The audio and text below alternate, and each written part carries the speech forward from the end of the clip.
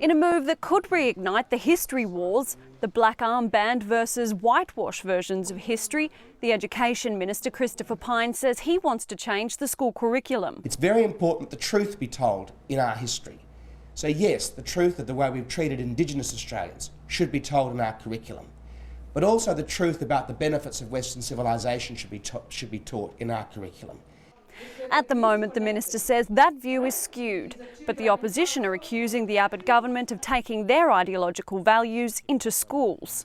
We don't need political conflict in the classrooms. We should leave it to the experts, the people who've spent their lives working in it, and we should stop assuming that just because you're an Abbott government minister, you're smarter than every other teacher in Australia.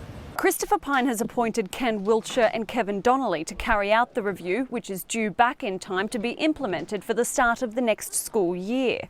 But that move has also attracted criticism, and Mr Pyne has been accused of being biased. He's got to get over this paranoia about whether enough of his view of the world is being taught at schools and universities, and he's got to start focusing on the things that matter. The review is into the whole curriculum, but one of the areas Mr Pyne has asked the two men to focus on is the way Indigenous Australia is taught in schools.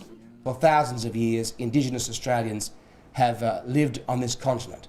The second aspect of our history is our beginnings as a colony and are therefore our Western civilisation, which is why we are the kind of country we are today. It's very important the curriculum is balanced in its approach to that. But former independent politician Rob Oakeshott, whose partner is Indigenous, says the balance is already too far skewed. The detail that is there in a rich and vibrant and mixed and diverse Aboriginal culture that we have in Australia is not taught well in schools. So I'm surprised that it's somehow being attacked as being overtaught rather than undertaught. Before the curriculum is taught in schools, it will need to be approved by state and territory governments.